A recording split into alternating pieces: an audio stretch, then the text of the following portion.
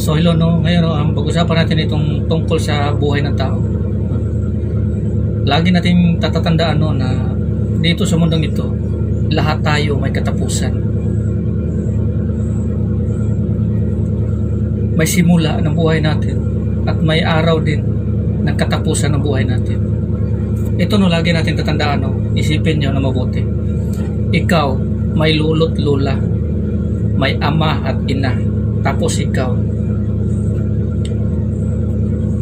Unang mamamatay niyan yung mga lolo't lola mo. Susunod yung mga magulang mo.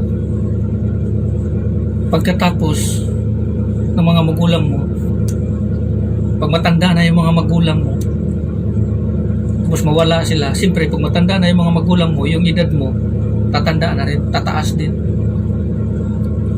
Pagkawala ng mga magulang mo, tataas yung edad mo. Asahan mo ilang years mula niyan, ikaw naman ang susunod. Ganito ang buhay ng tao dito sa mundong ito. Wala tayong dapat ipagmalaki o ipagmayabang.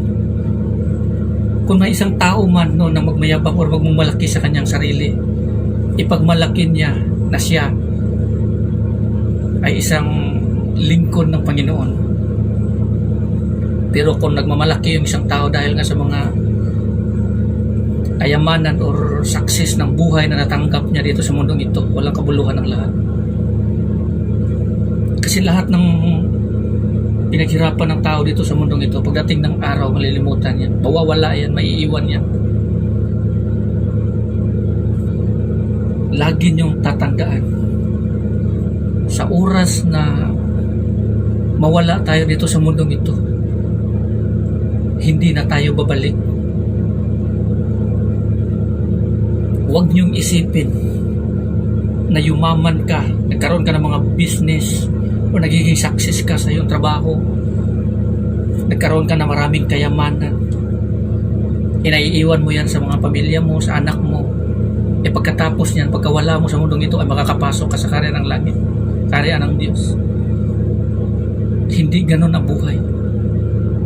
Sinabi na mismo ni Kristo, ang makakapasok sa kaharian ng langit ay sila lamang na mga tao na sumusunod sa kalooban ng Diyos at ng ating Panginoong Kristo. Wala nang iba. At patungkol naman sa kayamanan o successful dito sa mundong ito ng mga tao na nagiging successful, huwag sana kayong magiging mapagmataas o magiging mayabang or nagiging mapagmalaki na kayo kasi or proud dahil nga sa mga natambok nyo, sa pagsisikap nyo. Kasi kung iisipin natin, yung pagsisikap na yan, yung pagsisikap nyo na makamit yung lahat ng pangarap nyo, magkaroon ng buhay, magandang bahay, sasakyan, or anuman. Pagdating ng araw, ma-realize mo, pag may sakit ka na, yung malapit ka ng mawala dito sa mundong ito, ma-realize mo na ang lahat ng pinagsikapan mo, ng pinagpatuluan mo ng pawis, ay walang kabuluhan ng lahat. Empty yung puso mo. Kung inaakala mo, natanggap mo o natamo mo itong lahat ng bagay dito sa mundong ito, ang katotohanan, wala talaga yan. Yung puso mo, kulang pa rin yan. May hahanapin yan pagdating ng araw. Ma-realize mo. Dito sa mundong ito, para tayong nasa paaralan o sa eskwelahan, gumagraduate ang bawat tao by batch. Itong taong ito batch ngayon, grade 6. Gagraduate siya ng grade 6. Tapos yung grade 5 naman, lilipat sa grade 6. Yung grade 4 naman, lilipat sa grade 5. Ayun, ganyan. Ganyan ang buhay natin dito sa mundong ito. By batch, unti-unting mawawala. Lahat tayo dayuhan lamang sa mundong ito, traveler, kumbaga. Wala kang ibang dala kundi yung paniniwala mo at pananalig mo at pananampalataya mo sa Panginoong Kristo. Kung si Kristo wala sa bawat tao na siyang naglalakbay dito sa mundong ito, Pagdating niya doon sa destinasyon na yun, maliligaw ang tao. Hahanapan siya ng Panginoon. Saan na ang dala mo? Anong ipapakita mo? Hindi mo nga dala yung pinapadala sa iyo. Iniwan mo nga kasi iba yung dinala mo.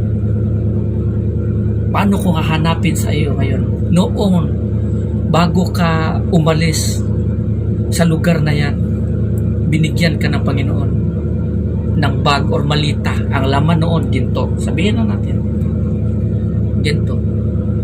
Wag na lang ginto, sulat na lang, sulat. Kasi messenger lang tayo dito sa mundong ito. Naglalakad ang isang tao ngayon. Kasi ang buhay ng tao, paglalakbay. Paglalakbay ang buhay ng tao. Lumalakad ang tao ngayon hanggang doon sa destinasyon. Sa bawat daan na dadaanan niya, ang isang tao dadaan sa isang city. Sin City. Or makasalanan na syudad. Maraming mga tao ang huminto upang makilahok or pupunta doon sa city na yon. Marami ding mga tao na dumadaan lang at hindi pinapansin. Yung mga tao na huminto doon sa city na yon, iniwan nila ang malita nila na may dalang sulat. Iba ang dinala nila. Tapos pagdating ng malapit na yung hapon, umalis na sila. Ganon din ang patutunguhan doon sa mga tao no, na hindi po mapansin sa city at tuloy-tuloy lamang sa paglalakad. Pagdating sa kanilang destinasyon ngayon, hahanapin sa iyo ng Panginoon na saan na ang sulat na pinadala ko sa iyo, na wala kang may pakita kasi iba nga yung dinala mo. Iba nga yung dinala mo. Paano kung ganon? Wala si Kristo sa puso mo, sa paglalakbay mo sa buhay na ito. Wala ang Panginoong Jesucristo. Anong mangyayari sa isang tao? Anong mangyayari sa iyo?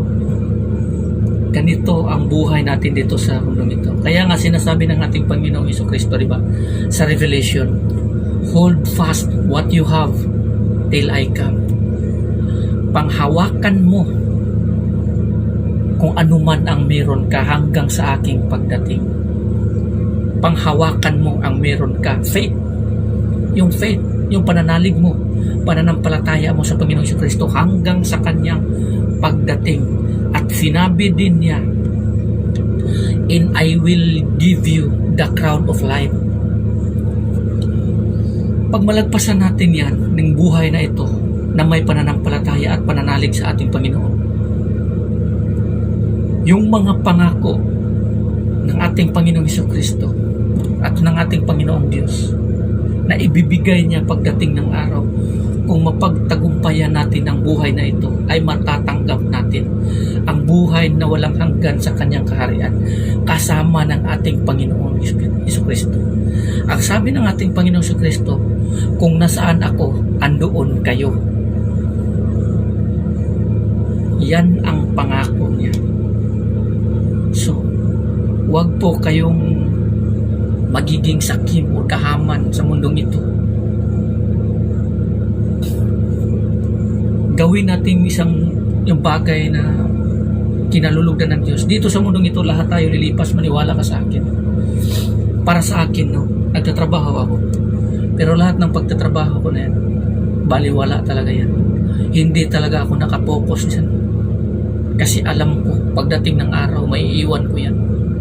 At hindi iyan ang requirements ng buhay na walang hanggan. Hindi ang kayamanan, kasikatan, salapi, bahay, lupa, hindi yan. Ang requirements ng ating Panginoon o hinihingi ng ating Panginoon para tayo ay makapasok sa kanyang kaharian ay ang pananampalataya natin sa ating Panginoon Jesucristo. Faith. Yan na ang ating gagawin. So hanggang dito na lang, maraming salamat and God bless you.